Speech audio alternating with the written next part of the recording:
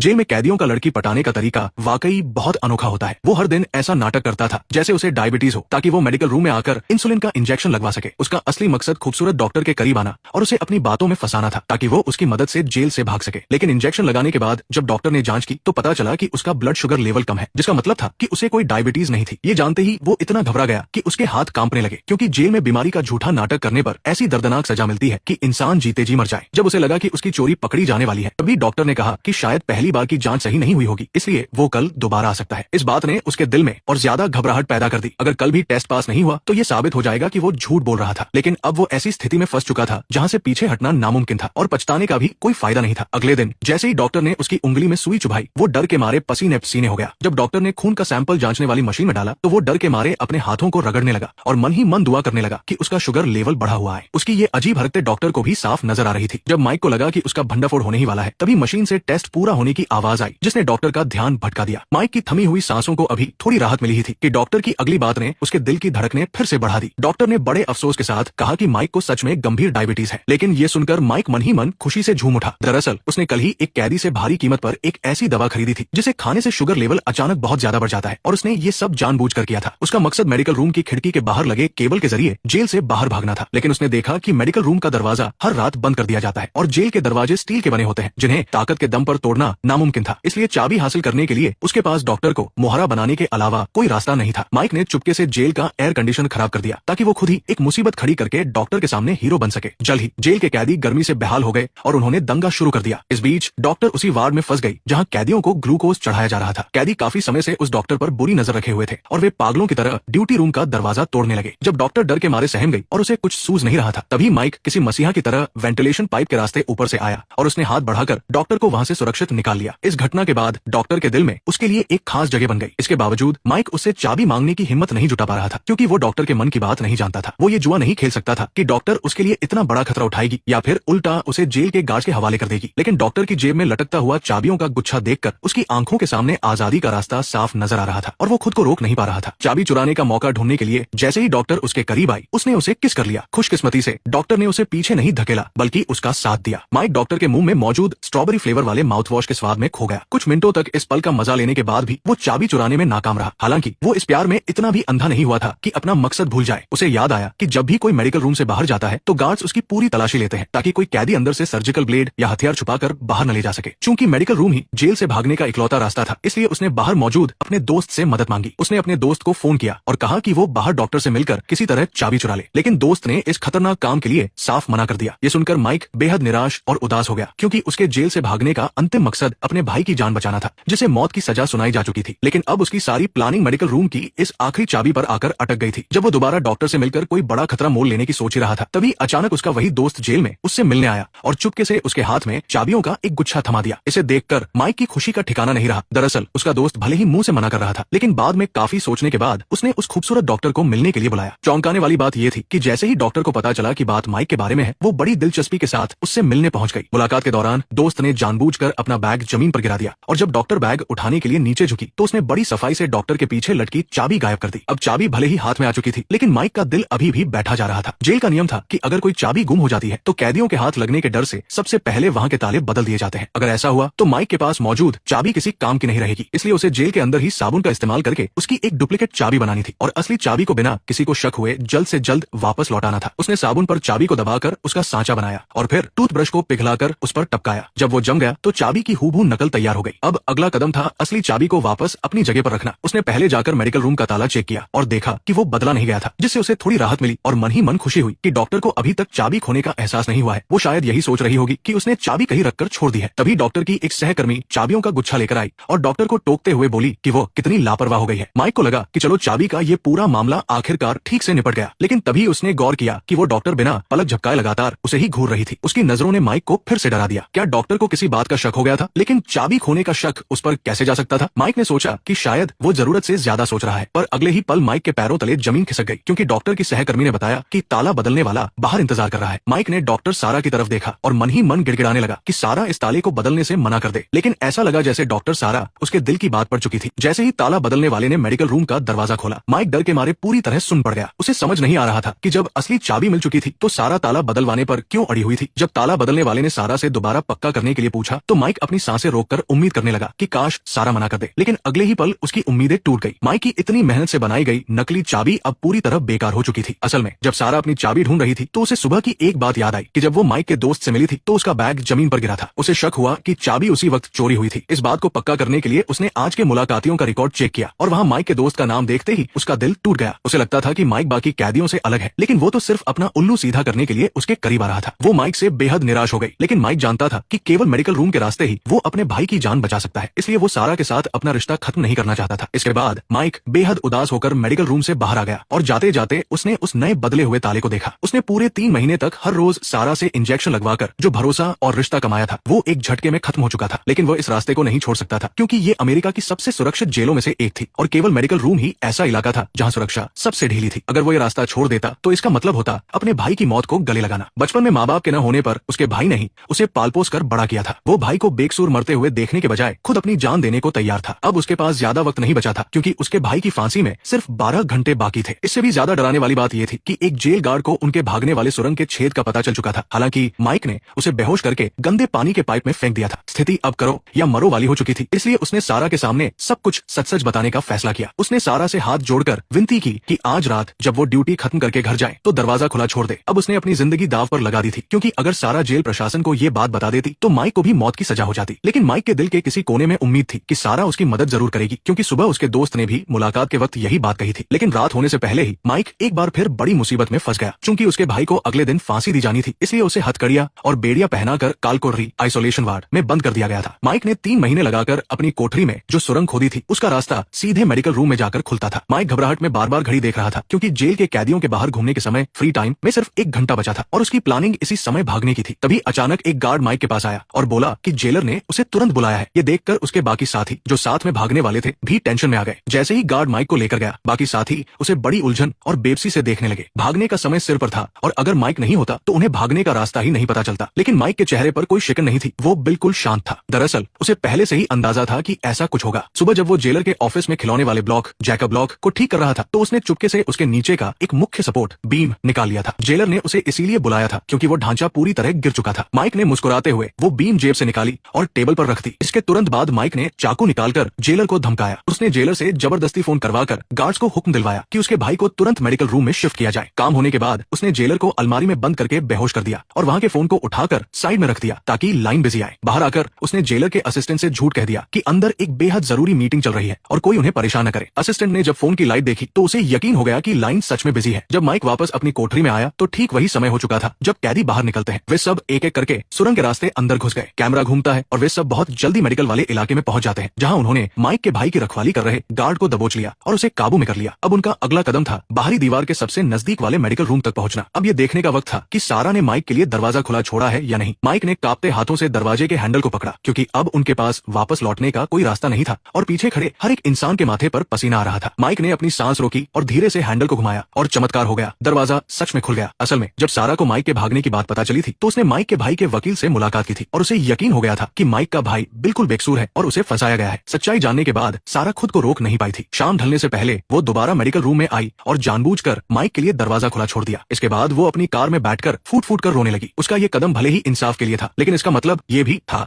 कि अब उसकी खुद की जिंदगी बर्बाद होने वाली थी। माइक के साथ भागने वाले लोगों में कुछ खूंखार मुजरिम भी थे और अगर माइक भागने में कामयाब हो जाता तो सारा को भी इस जुर्म का बराबर का साझीदार माना जाता। खैर, माइक और उसके साथी मेडिकल रूम के अंदर तो दाखिल हो चुके थे, लेकिन खिड़की के बाहर अभी भी लोहे की मजबूत ग्रिल लगी हुई थी। हालांकि माइक ने इसके लिए भी पहले से ही पूरी तैयारी कर रखी थी।